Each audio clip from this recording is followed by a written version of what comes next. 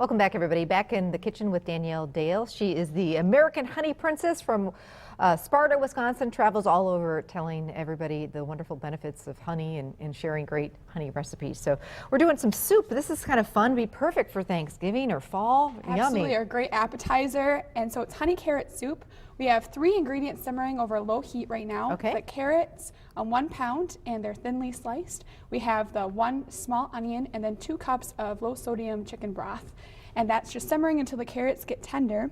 And then, so that's been simmering for a while. We're gonna put this in the blender, and then we're gonna blend it until it's smooth. A caution, hot liquid in a blender, you have to be really careful. So luckily we don't have a lot of it, and we're not filling, you don't wanna fill the blender up all the way here, otherwise it will explode and your whole kitchen will be covered in orange. So lid on tight, and Absolutely, and then just until it's smooth.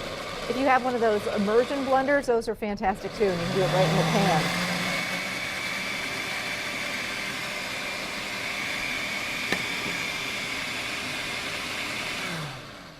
All right. How's that looking? I think it needs just a little bit more. Go right ahead.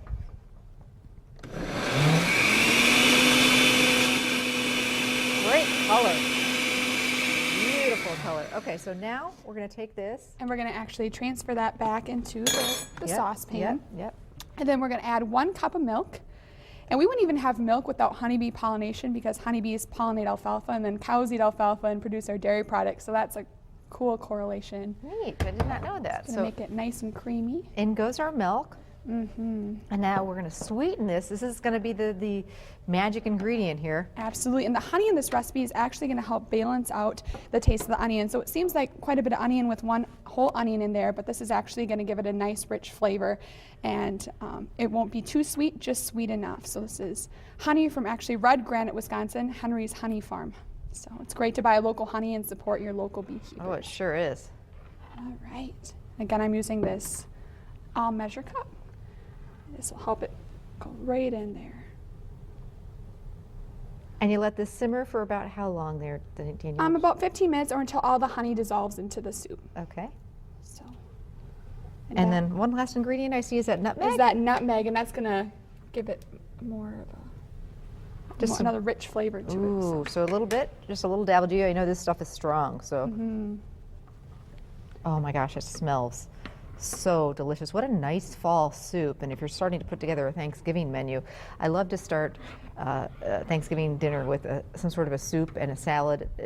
Somehow it turns into like a food fest, and it goes very, very fast. So if you can kind of slow it down a little bit and kind of enjoy every course, that's a nice thing to do. So here's our soup that's been simmering, and the color. Wow, absolutely beautiful, and sweetened up with some honey. I see you brought some other different types of honey. Can you explain some of the other different varieties that you brought along? I did. So I brought along a creamed honey. This is almost like honey butter. There's nothing added to it, but it's whipped at a high speed. And this actually causes it to not run off your toast. So it actually can smooth right over it, and it's nice and creamy. I have buckwheat honey here. This is black in color. A lot of people don't realize we have such a variety of honeys. And last but not least? And that's comb honey, straight from the hive, so you can actually eat the beeswax and the honey together. A pleasure to meet you. Thank you so much for sharing. You're welcome. Thank you for having me. You bet. All the honey recipes and all the recipes we did on the show you can find on our website.